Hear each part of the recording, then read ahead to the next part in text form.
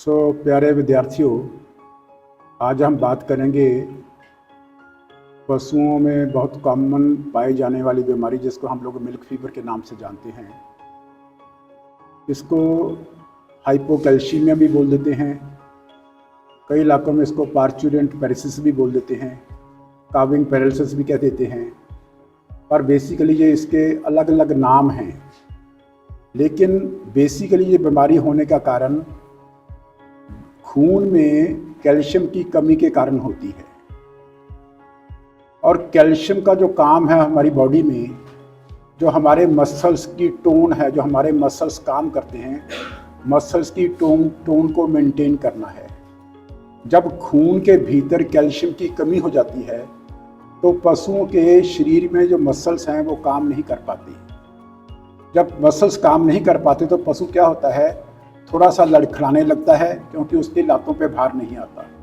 उसके बाद फिर वो बैठ जाता है। बैठने के बाद उसका टेम्परेचर डाउन आ जाता है, बहुत कम हो जाता है नॉर्मल शरीर से, नॉर्मल टेम्परेचर से। गोबर उसको पास होना बंद हो जाता है, उसकी नासें सूख जाती हैं और फिर लड़खड़ा के जब वो गिर जाता है तो बैठ जाता है। उसके बाद वो उठ नहीं पाता। लेकिन जैसे जैसे अगर हम इसका इलाज ना करें, जैसे जैसे ये बीमारी बढ़ती है, पहले टांगों में आती है, फिर बॉडी के मसल्स में, उसके बाद जो हमारी रीढ़ की हड्डी के मसल्स में आ जाती है, तब पशु बिल्कुल लंबा पड़ जाता है, उसकी सांस भी उखड़ने लग पड़ती है। और अगर हम फिर भी इसका ट्रीटमेंट ना करें तो कई बार इसमें पशु का नुकसान भी हो जाता है। तो ये नॉर्मली जो बीमारी है पशुओं में सूने के पश्चात ज़्यादा तौर पे पाई जाती है, क्योंकि जब पशुओं का ब्यात होता है, ब्यात के बाद पहले 48 आवर्स, पहले 48 घंटे जो दूध निकलता है, जिसको हम लोग बोला या कोलेस्ट्रम बोलते हैं, उसमें कैल्शियम की मात्रा नॉर्मल दूध से कम 10 गुना ज़्यादा होती है। जब बहुत ज़्यादा कैल्शियम एकदम ब्यात के बाद निकलता है तो खून में कैल्शियम की कमी आ जाती है। और दूसरी बात, इसकी कमी कैसे आती है, ये एक हमारे शरीर में एक पैराथायरॉयड हार्मोन्स होते हैं, पैराथायरॉयड हार्मोन्स पैदा होते हैं पैराथायरॉयड ग्लैंड से। ये पैराथायरॉयड हार्मोन्स का काम क्या है, जो हमारी शरीर की हड्डियां हैं, हड्डियां हमें ज़्यादातर पे कैल्शियम होता है, वो हड्डियों से कैल्शियम खून के भीतर लेके जाता है। जब सूने के पश्चात कोलेस्ट्रम के जरिए दूध में कैल्शियम ज़्यादा निकल जाता है तो ये पैराथायरॉयड हार्मोन हड्डियों से कैल्शियम खून में ले आता है, तो बीमारी नहीं होती। लेकिन अगर उस पैराथायरॉयड हार्मोन की प्रोडक्शन में कोई फर्क आ जाता है, या पैराथायरॉयड जो ग्लैंड है उसकी काम प्रक्रिया में कोई फर्क आ जाता है, तो ज़्यादा कैल्शियम हड्डियों से खून में मूव नहीं कर पाता, तब इस बीमारी के चांसेस और भी बढ़ जाते हैं।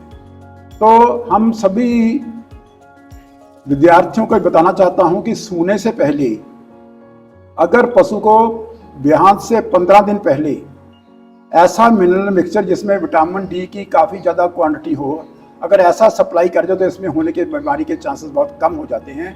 और अगर फिर भी हो जाए तो होने के पश्चात हम लोगों को इसमें केवल कैल्शियम थेरेपी देनी पड़ती है। लेकिन कैल्शियम थेरेपी जितनी जल्दी हो सके उतनी जल्दी दे देनी चाहिए। जितनी जल्दी आप लोग दे दोगे उतनी जल्दी ये केस रिस्पॉन्ड कर जाएगा। लेकिन अगर इसमें 24 से 36 घंटे बीत गए तो फिर जो रातें जो सुन्न हो जाती हैं, जो मसल्स काम नहीं करते, उसमें परमानेंट जो काम करने की प्रक्रिया रुक जाती है, वो मसल्स काम नहीं कर रहे, उसकी नेक्रोसिस हो जाती है। फिर पशु दोबारा हम जितनी मर्जी कोशिश कर लें, फिर पशु को उठना मुश्किल हो जाता है। और तब हम इस बीमारी को क्या बोलते हैं, किसी काल डोनर्स काउ सिंड्रोम। तो आप लोगों को यही है कि जब भी कोई कैल्शियम की डेफिशिएंसी का केस आता है, उसको इमीडिएटली इंट्रावीनस कैल्शियम देके उसका सोल्यूशन कर लें, और ये आपके लिए सबसे अच्छा रहेगा। Thank you. सर, ब्याने से पहले हम पशु की डाइट में क्या ऐसी चीज़ ऐड कर सकते हैं, कोई विटामिन, कोई मिनरल, जिससे मिल्क फीवर के चांस कम हो जाए? ठीक है, ये बेटे ऐसे होता है, ब्यात से पहले मैंने आपको पहले भी बताया था, जब पशु के ब्यात को तकरीबन 15 दिन रह जाते हैं, 15 दिन पहले हम लोगों को ऐसा मिनरल मिक्सर डालना होता है जिसमें हाई कैल्शियम हो, हाई फास्फोरस हो, लेकिन साथ में विटामिन D3 बहुत ज़्यादा हो। अगर 15 दिन पहले ये डालेंगे इन तीनों चीज़ों जो मिनरल मिक्सचर तीनों चीज़ें ज़्यादा हों, उसमें ये कैल्शियम डेफिशिएंसी होने के आसार कुछ कम हो जाते हैं। लेकिन हम ये कभी नहीं कहेंगे ये बिल्कुल नहीं होगा, होते तो फिर भी चांसेस हैं, लेकिन थोड़े से चांसेस इसमें कम हो जाते हैं। तो ऐसा मिनरल मिक्सचर डालना चाहिए जिसमें कैल्शियम, फास्फोरस और विटामिन D3 भरपूर मात्रा में हो। Thank you. Sir milk fever हो जाए तो उसका ट्रीटमेंट क्या है? हाँ, इस बात को ध्यान से सुन लीजिए।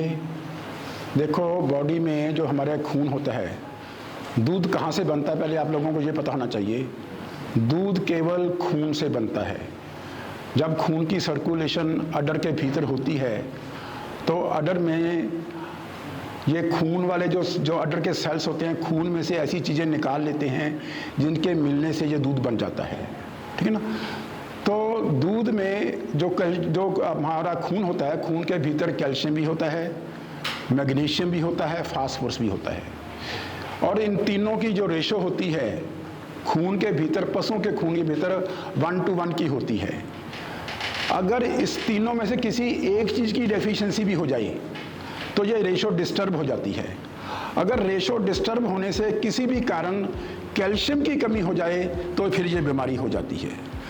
तो जब इसकी ट्रीटमेंट की बात करते हैं, हम इसमें केवल कैल्शियम कभी नहीं देते, ना ही आप लोगों को केवल कैल्शियम देनी चाहिए, क्योंकि अगर आप लोग इसमें केवल कैल्शियम दोगे तो क्या होगा, कैल्शियम, फास्फोरस और मैग्नीशियम की रेशो डिस्टर्ब हो जाएगी। अगर उसकी रेशो डिस्टर्ब हो जाएगी तो पशु को बाद में उसका दूध की प्रोडक्शन उतनी कभी नहीं रहेगी जितनी उसकी दूध देने की कैपेसिटी है, जितनी उसकी दूध देने की ताकत है।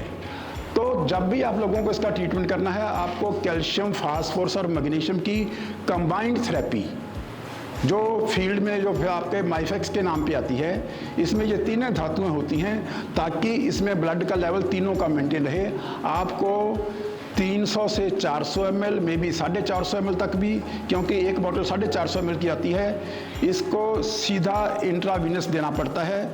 लेकिन इंट्रावीनस देने से पहले इस बोतल को गर्म पानी से बिल्कुल गर्म कर लेना चाहिए, क्योंकि अगर ठंडी बोतल दोगे तो कैल्शियम जो हार्ट को कंट्रैक्ट करती है, हार्ट को श्रिंक कर देती है, तो उसमें कई बार पशु की डेथ हो जाती है। तो इसको बॉडी शीट के ज़्यादा उससे गर्म कर लेना चाहिए, पहली बात। दूसरी बात, intravenous it should be given very slow. इसको हम बिल्कुल स्लो देते हैं। अगर पशु इसको टॉलरेट करना शुरू कर जाए तो फिर हम थोड़े से उसको तेज कर देते हैं, लेकिन it should always be given slow. And secondly, it must be heated in water. दो बातें। तीसरी बात, आप लोगों को कैल्शियम, फास्फोरस की और मैग्नीशियम की कंबाइंड थेरेपी देनी चाहिए। तीन बातें होगी। चौथी बात, उसकी रिकवरी के बाद भी आप लोगों को जो कैल्शियम ओरली है पिलाने वाला, जिसको कैल्शियम सिरप बोल देते हो, calcium syrup 100 ml daily for a period of 20 days, कम से कम 20 दिन आप लोगों को उसको दे देना चाहिए। 20 दिन कम से कम उसको देना चाहिए, ताकि उसके बाद उसके दूध की प्रोडक्शन बिल्कुल नॉर्मल लेवल पे आ जाए। This is the proper procedure how we adopt the treatment. इसके बाद भी ये तो आपकी केवल कैल्शियम की डेफिशिएंसी पूरी करेगा, लेकिन इसके बाद भी कोई आप लोगों को कोई और सिम्टम नज़र आता हो, पशु पट्ठे कम खाता हो, इसको हम बोलते हैं सपोर्टिव थेरेपी। आप उसके साथ सिम्टम्स के अकॉर्डिंग उसको सपोर्टिव थेरेपी भी दे सकते हो। थैंक यू बेटा।